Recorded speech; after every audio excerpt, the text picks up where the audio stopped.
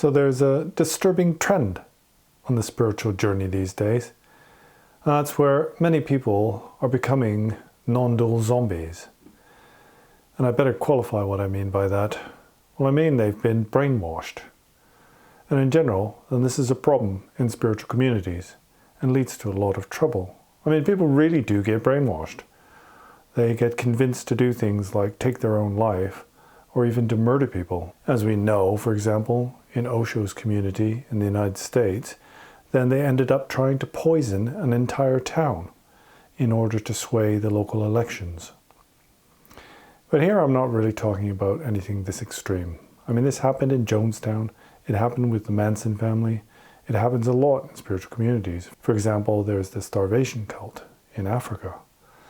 But on a more subtle level, then there is this tendency. And where does this come from, you might ask? Well, this comes from our tribal instincts. So we get in a room that's filled with people, and they think the teacher is like God or something. And if you don't agree with what that teacher says, it's quite likely that you will be ostracized. At the very least, then you'll be given a lot of dirty looks, and you'll be pushed out of the community, or you'll be in some way belittled. And because of this, and because of our tribal mentality, what we do is we tend to accept what everybody else believes or what everybody else is talking about. And like I said, ultimately this can lead to a lot of negativity. But when I talk about non-dual zombies, I'm not talking about anything that extreme. What these spiritual zombies do is they go around repeating a mantra that's been brainwashed into them. They're repeating high views that they've heard over and over again that they don't understand and they don't themselves believe. And so they seem a bit strange. They also become very irritating to others. For example, you go to work and you say, oh, the boss really pissed me off today, I'm really angry. And then somebody will say, well, the boss and you are not separate. They are just an illusion. There is no self. That just winds people up, right? They think you're crazy. And I guess we're kind of less likely to say this sort of thing in our workplace because we know people are going to look down on us. But when we get amongst our spiritual friends, then we kind of spout this gibberish out all the time. Now, I'm not saying that the high views are not correct. For example, the Buddha taught there is no self. I'm not saying that. What I'm saying is that we don't understand these views and we don't believe them. And so for us, just to follow these profound teachings, to convince ourselves that we hold a high view when we ourselves have not realized this view is actually quite dangerous. Well, you meet these people, right? They kind of walk around in a daze and they repeat this mantra, everything is non-dual, everything is an illusion, right? But when they come to cross the street, then they automatically look both ways, right? Or if a car is rushing at them, then they'll jump out of the way. It's because they don't believe what they're saying. And the other thing is, this view of non-duality, of non-separation, goes straight out the window as soon as you contradict anything they say. So in general what happens is you get people, they're repeating these high views, they don't understand them. They've just heard the words, right? They don't even know where these come from. I mean, there are sources in the scriptures that teach the reasons why everything is non-dual, and the path to realization of non-duality is also taught, but most people haven't heard any of that. They've just heard a few words, sound good, on the internet or from their teacher, and they've come to believe it out of blind faith. So what they'll do is they'll kind of refute you or make a snide comment about how you shouldn't cling to reality and that everything's an illusion. As soon as you present them with a valid logical argument, they kind of glitch, right? They have to kind of reset their way of thinking because there's something there. They recognize that there is basically an inner contradiction. Like if I say, well, will you look both ways before you cross the street? When you drive down the road, you just ignore the stop signs and the red lights. Of course you don't. Because you know, if you do, at very least, you might end up with a traffic ticket, but more likely than not, you're going to get into an accident. You're going to have a collision. You might even lose your life. So we avoid these things. It's because, fundamentally, we do not believe that things are non-dual. Fundamentally, we have not realized the non-separation of phenomena. So again, this isn't super dangerous, but it can evolve into something really dangerous. For example, Jonestown and the Manson family, etc., etc., etc. There's many examples. But at very least, it's quite irritating. And for the spiritual practitioner themselves, then it's a massive obstacle. Just to hear some high words and then convince yourself you believe them, or to believe them out of blind faith, isn't going to get you anywhere. Basically, it's putting an end to your spiritual progress, because you already think that you've achieved a very high level of realization when it's something that you don't fundamentally believe in whatsoever. So what it reminds me of is these kind of science fiction movies, right? Like in Star Trek, for example, you'd have some kind of alien intelligence or computer, like a Borg or a Dalek or something, you know. They always repeat the same thing: we will assimilate you.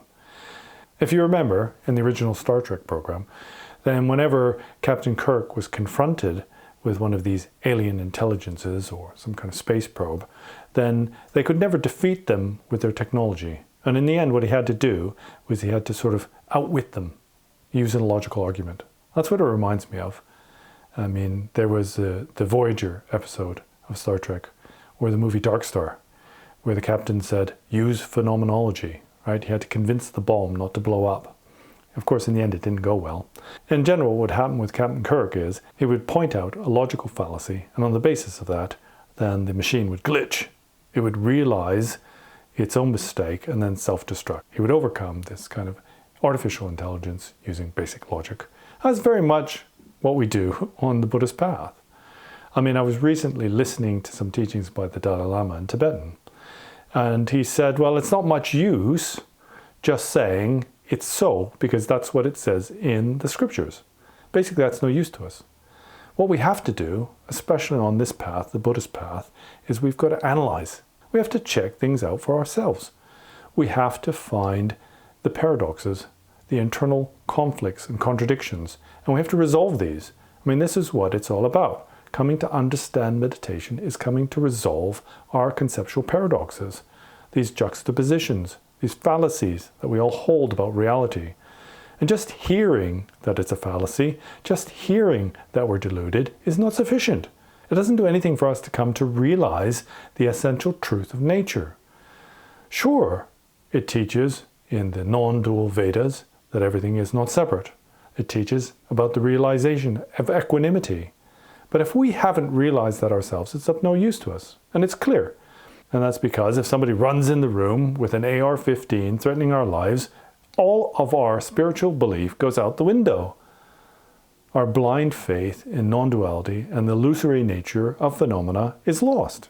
It is of no use to us. Basically, our practice is useless. But spiritual practice is called practice because it's something practical. We have to put it into practice. The term in Tibetan is laklen. It means actually something that you put into practice with your own hands. And if we haven't got that, then we've got nothing. We've just got the words. And not only that, then we come across as being a spiritual zombie. So don't be a non-dual zombie. Think for yourself. And if you want to come to realize these high views, then you're not going to do it just by sitting on your ass and believing whatever somebody says to you. It's not like that. A sincere spiritual practitioner is somebody who resolves the paradox of existence. And they do so through great effort on their own part. That's why diligence is taught to be so important on the path. In the 6 paramitas, diligence is taught to be the supporting force for both the accumulation of merit and wisdom. And ultimately what we need is wisdom. And wisdom comes from oneself having realized the truth. For oneself, by oneself. Famously, the Buddha taught, I can only teach you the path to enlightenment, but you need to walk that path yourself, and this is something that you need to bear in mind. And so it's of little use for you to sit amongst the flock or the crowd, and just to accept what you're being spoon-fed. This is a soft form of brainwashing, and it's something that needs to be avoided if you are sincere and wish to make true progress on your spiritual journey. And I'm sorry for being hard on you, but it is my wish that you should make progress. And through my own personal experience, likewise, I've seen the pitfalls of relying merely on blind faith or going along with the crowd. It's not useful. I mean, if God says to you, don't do bad stuff, then you can't go wrong there, right? Don't kill, don't steal, don't lie. That's only going to benefit you.